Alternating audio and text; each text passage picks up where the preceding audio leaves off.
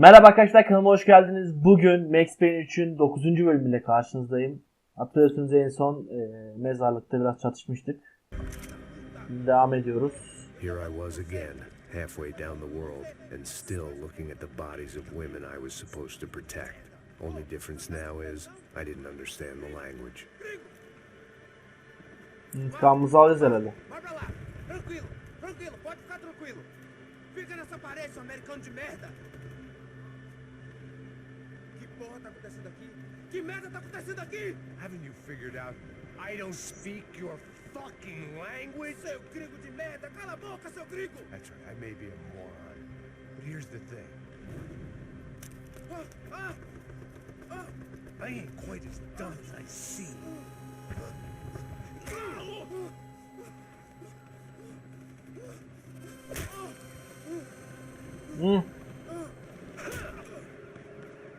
Öldürmeyeceğiz mi? Dışarı cehennem var. To get out of there. Seemed like someone had decided to carry out some impromptu justice on the street life below. I'd failed Rodrigo and I'd failed Fabiana. And that awful nightclub and the stadium and the docks. I'd been given enough chances to make this right, and again I'd blown it. Tekrar içeri girebiliyor This muyuz? was my punishment from the fates. Keep reliving the same mistakes for all eternity. Bilemiyoruz. Belki oradan ağrı kesici falan vardır. İpucu vardır diye düşüneyim dedim de hızlıca. Maalesef. Mermiyi de görünce.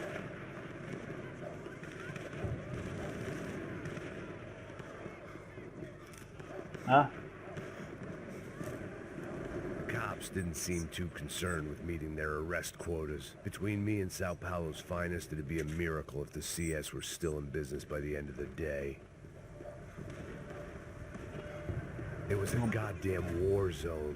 I had to assume Giovanna and Marcelo were out there somewhere. Maybe I still had a chance to get somebody in that family through the day in one piece.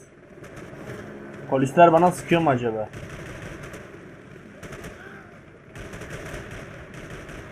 Sıkıntı şu ki bir önceki bölümde abi vuramadık ya. Bir önceki bölümde 5 canımız vardı. Şimdi yerden bulduğumuz bir sağlık var.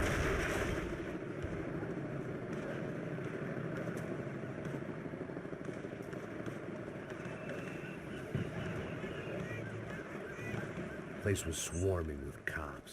They weren't there for me, as far as I could tell. And I'd blundered my way into enough clusterfucks for one day.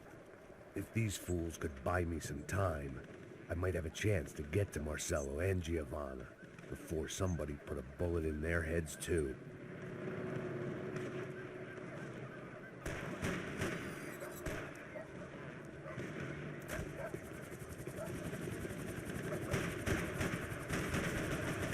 Sıkmazsam belki sıkmazlar dedim.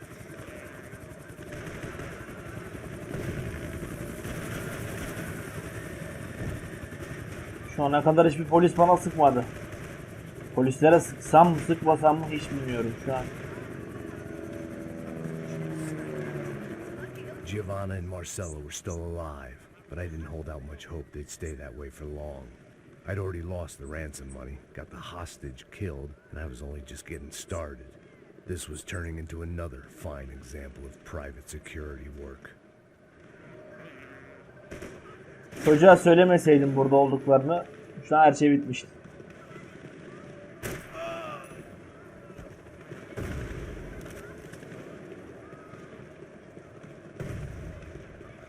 Durmadan ilerleme bölümü gibi bir şey bu herhalde.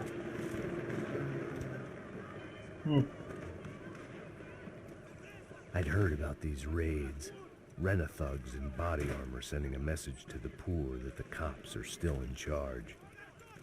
When they hit the favelas, they came in hard and fast. And anyone was fair game, as I was about to find out.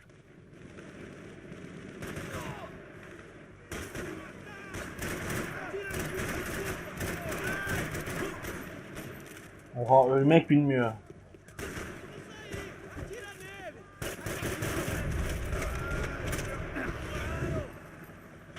Yuh amına koyayım, nasıl ölmedin?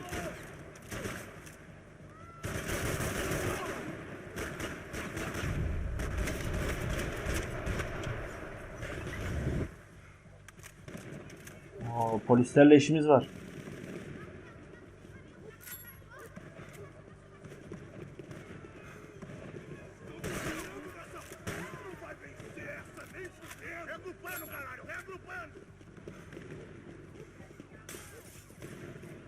Bana kim sıkmıştı?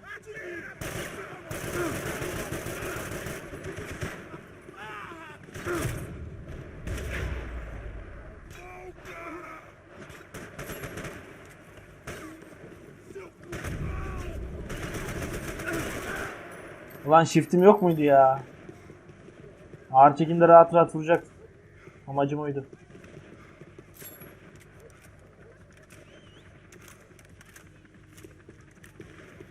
Silah daha iyi gibi geldi gözüme. Evet, daha iyi. En azından 30 mermi. Altın Deagle parçası bulduk. İyi.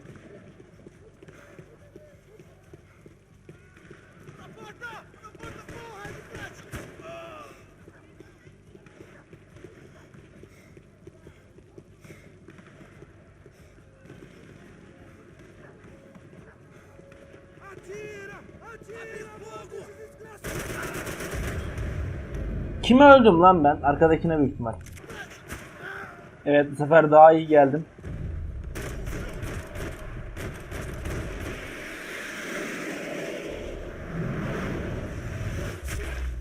İşte bu. İntikamımızı aldık.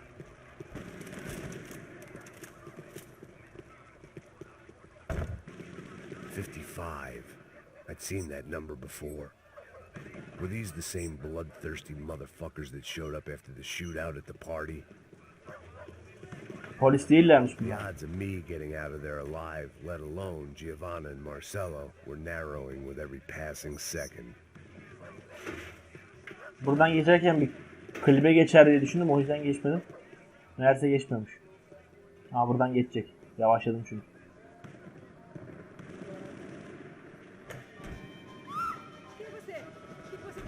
Ne geçmedi lan? I had to get that image of Fabiana out of my head. Kapat şunu, telif yiyeceğim ama.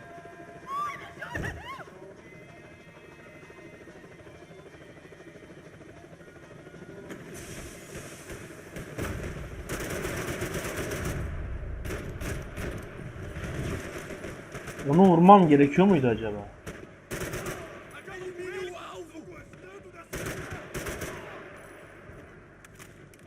This wasn't such a good spot to enjoy the view.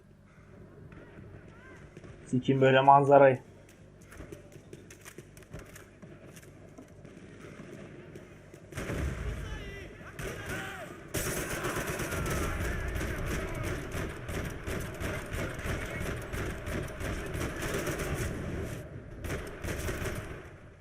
Vay arkadaş ya, o kadar shift'le vurduk, yine de gittik vurulduk adama ya.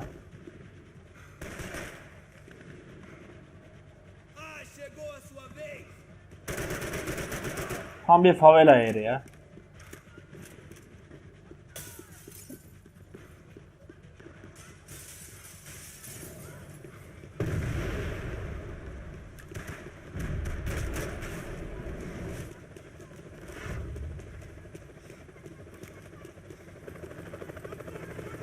...25 düşman ölümüne düşürüldü ne demek lan?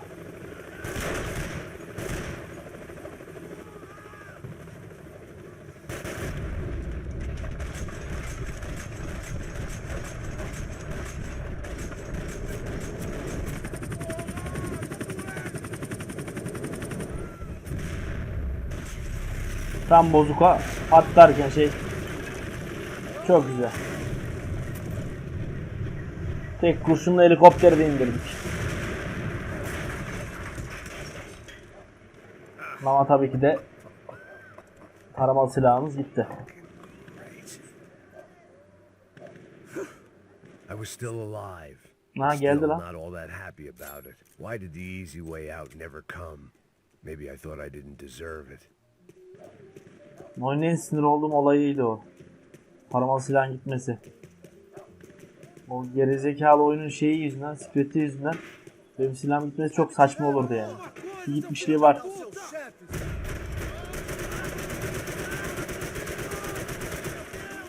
Sanmıyor musunuz lan masum adama sıkmaya?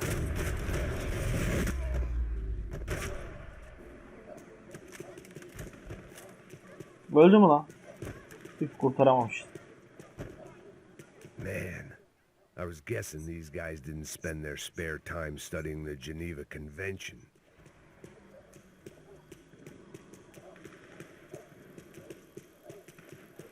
Orada bir script'e girecek. Niye girmedi lan? Oyun beni şaşırtıyor. Ah, girdi.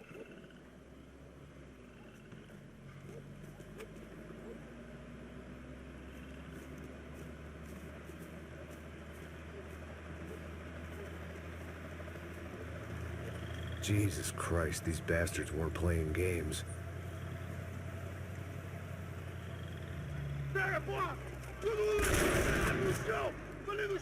These were the same paramilitary cops I had seen executing fools after the failed kidnapping at the party. Nasty business. If these were the guys De Silva was worried about, maybe he had a point.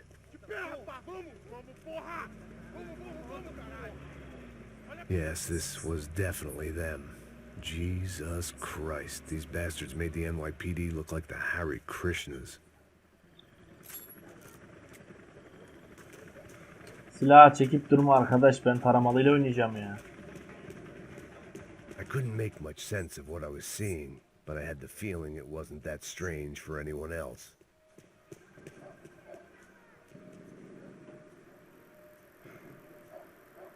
I had no option but to take the scenic route. Kesin yakalanacağız. Görecek yani. These charmers weren't there to make a couple of arrests. They were bussing them out by the dozen. But who was I to cast judgment on proper police procedure and justifiable use of force? Essa puta aqui! Traz essa puta aí! Esperar pra sair daqui. História de merda. Eles nunca prendem, eles são traficantes e viciados, né? Espero o quê? Silahım gitmiş.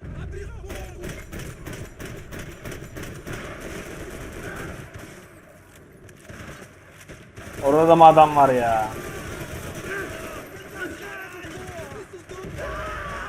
Aha, patladılar lan.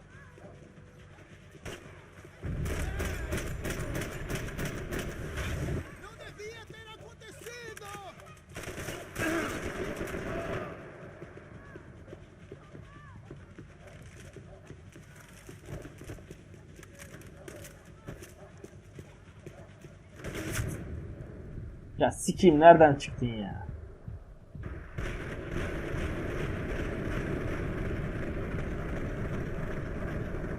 Ölmüyor da piç. Hemen gideceğim, orada bir herif kalmadı herhalde. Hah, tamam, gelmediler herif.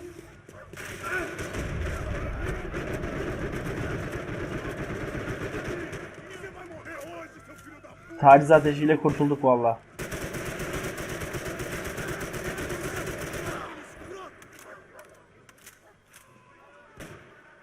Fener nasıl kapatıyordu şimdi? Hadi be. Tam da hazırlamıştım. Kötü oldu.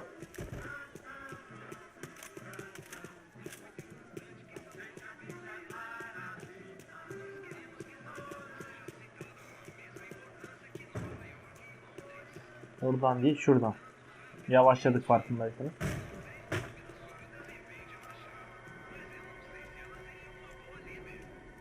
It seemed like as good a place as any to lie low and get my bearings.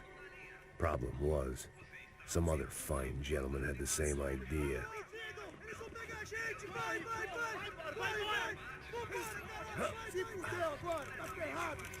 I'd gone from out of luck to unarmed and shit out of luck. Another reminder, not that I needed one, that any low point can always go lower, as my new friends were about to find out. It was Sao Paulo's finest and a busload of lucky winners they'd picked out earlier. Niye öldürmediler beni?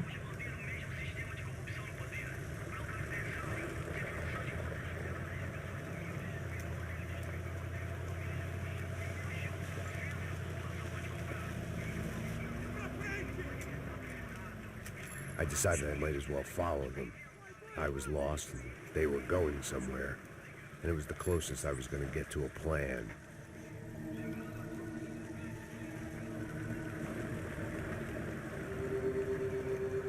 Where were they taking them? Did they have Marcelo and Giovanna? Was this just an average favela raid or something more? When all you're left with is questions, I guess your only option is to go with your gut. And my gut was telling me that band of merry men would lead me to some answers.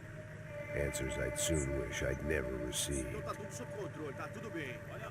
What was going on here? They looked like the same paramilitaries from the stadium and office attacks. Something felt wrong. In fact, everything felt wrong. Anytime those guys decided to join the party, you could be sure it wasn't gonna end in a piñata and a slice of cake. What the fuck was this? The vigilantes doing an exchange with the death squad cops? Were they buying people? What the hell for? None of this made too much sense. These two were serious operatives. One was a band of hired killers and the other supposed to keep the peace. Yet they were doing deals. Now I had to find Giovanna and Marcelo. Without a better plan, I thought I better follow this bastard. Não faz isso não, viu? Por favor, não faz isso não. Vamos acabar com essa porra. Bulduk. Here was Giovanna and Marcelo. What the hell were they about to do to him? Oo, yandı.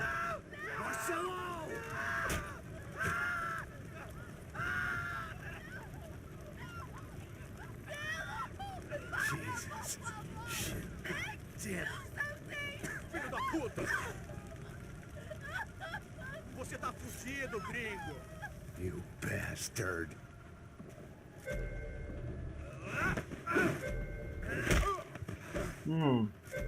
Biz yapacağız.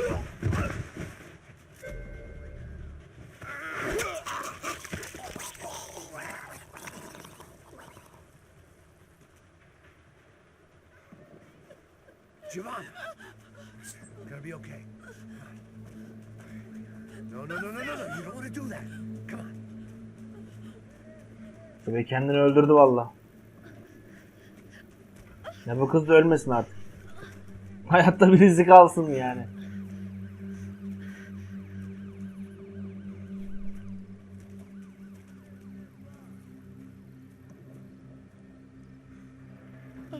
Why did they do that to Marcelo? It's a legendary gang way of killing people. These are no ordinary street gang.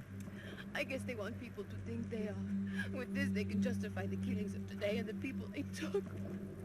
Shh. Quem fez isso? Foi americano. Foi? He's blaming you for the death of his friend. Americano. Você morre, caralho.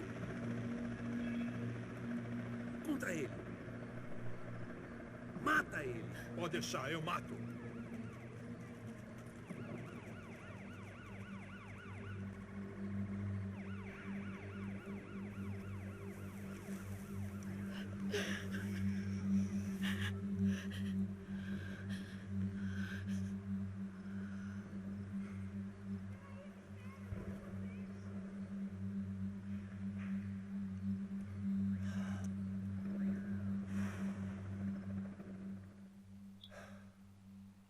After a couple of hours of lying and shit, you learn to appreciate what you've got. And right now, all we had was each other. I was a wreck, and Giovanna, well, I knew what she'd seen no amount of drugs or therapy could erase. That kind of pain follows you around forever. The constant shadow of a wasted life. The poor girl had been through enough. We had to find a way out of there. Chapter 10 işaretini gördüm, oyunu durdurayım dedim. Evet arkadaşlar, bu videomun sonuna gelelim. Beni beğenseniz beğenmeyi, beğenmezseniz beğenmemeyi, videolarım hoşunuza gidiyorsa kanalıma abone olmayı unutmayın. Kendinize bakın, görüşmek üzere. Hoşçakalın. Yeah.